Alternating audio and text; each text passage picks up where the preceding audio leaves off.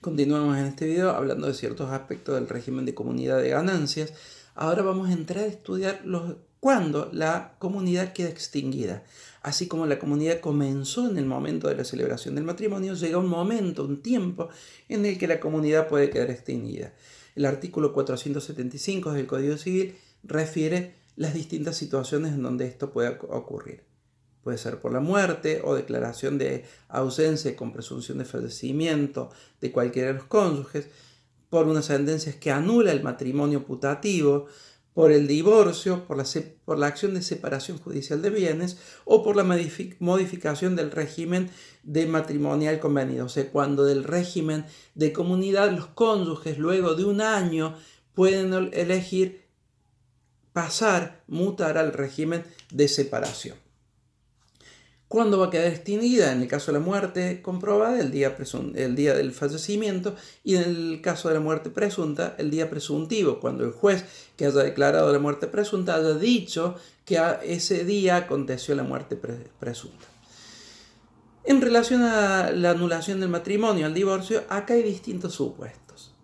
El principio general para gran parte de la doctrina argentina es el día de presentación de la demanda o el día de la notificación de la misma. Si es una demanda de presentación de un divorcio bilateral, será el día que se presentó.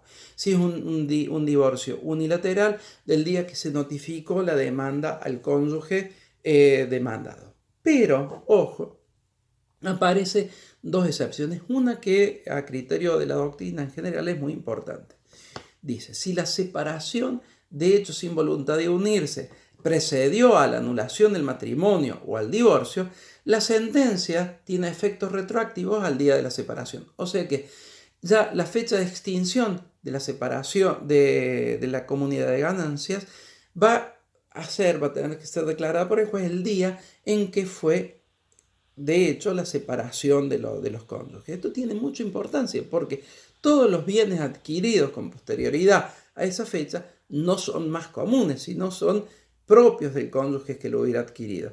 Esto ha generado distintas controversias porque muchas veces las partes no dicen nada al momento de la presentación de la demanda. Es un divorcio unilateral en el que la parte contraria no comparece, entonces no se saben las posturas de las partes. Entonces ha habido discrepancias en relación si el juez debe decir o no debe decir o debe dejar por una etapa posterior la resolución de la extinción de la comunidad.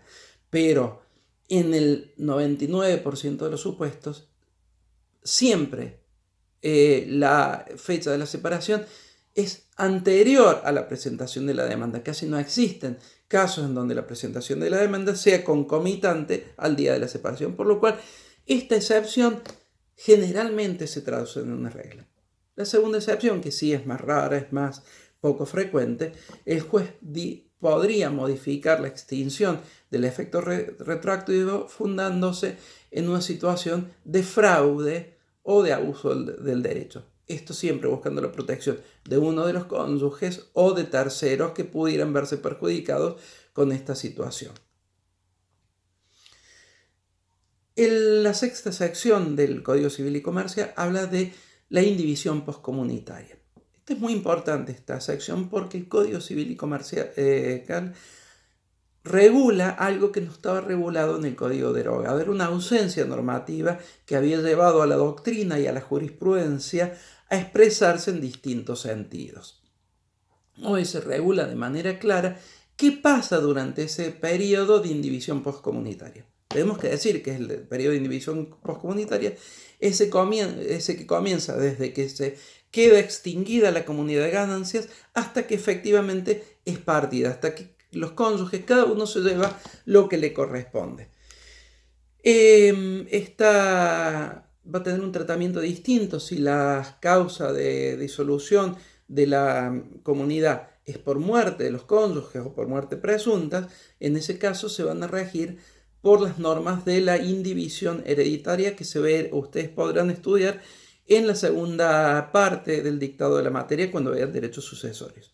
O también cuando sucede por otras causas, o sea, por nulidad matrimonial, por divorcio, las otras causas previstas, hay normas específicas. El principio es que los cónyuges tienen libertad de acuerdo para ver cómo van a transitar ese periodo en relación a su régimen patrimonial. Y a falta de acuerdo, dice la norma, se aplica la ley.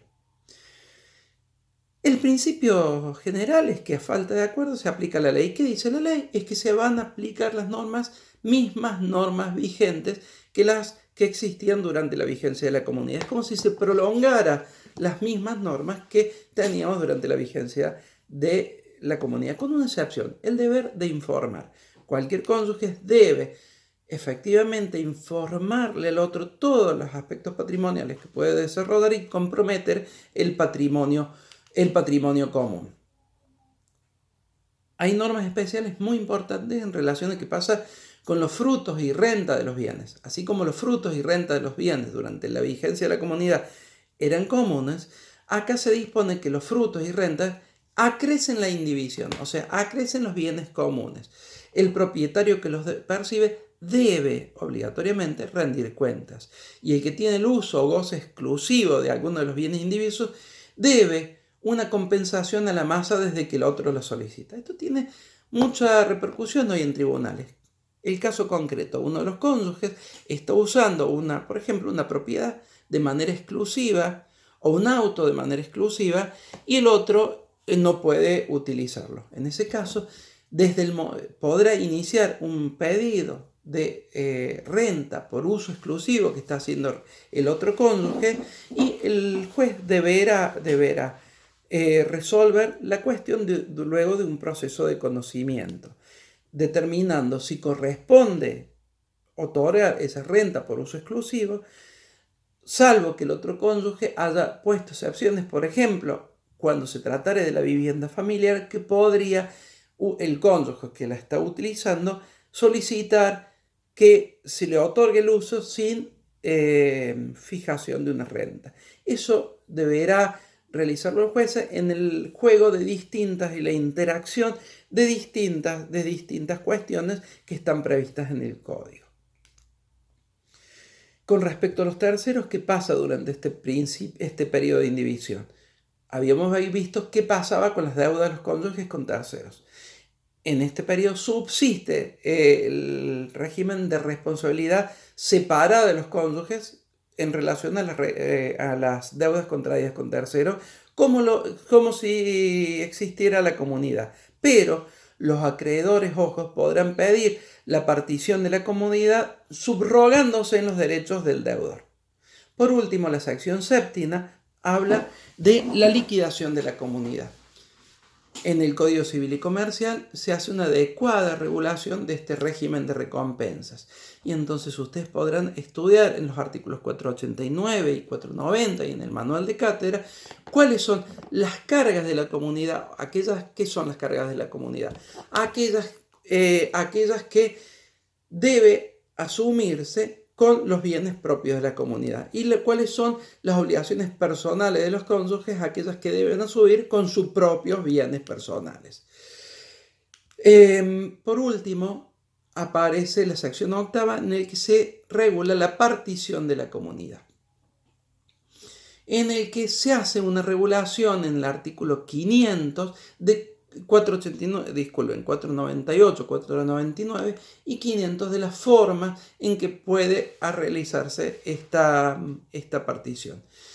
Acá hay una norma muy importante que es el 499 en el que alguno de los cónyuges puede pedir una atribución preferencial de bienes. ¿Qué significa esto? Hay un bien en el que es común, que es de la comunidad, es ganancia, y al momento de la partición uno de los cónyuges puede pedir, por favor, me lo atribuyen a mi hijuela. ¿Cuáles son ellos? Primero, aquellos que importan la propiedad intelectual o artística. Ustedes van a ver cuando han estudiado que la propiedad intelectual o artística es común, salvo el derecho intelectual sobre la misma. En segundo lugar, los bienes que tienen una relación especial con la actividad profesional.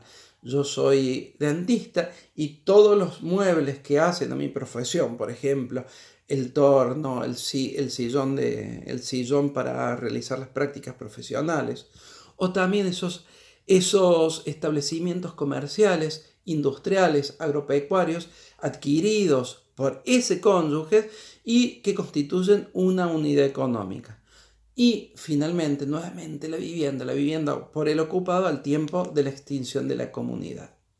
No importa para esta atribución preferencial que excedan de su parte. En ese caso, si exceden de su parte, el cónyuge que pide la atribución preferencial puede recompensar en dinero al otro o a los herederos si la extinción se debió a la muerte del otro cónyuge, pudiendo el juez concederle plazos para ello.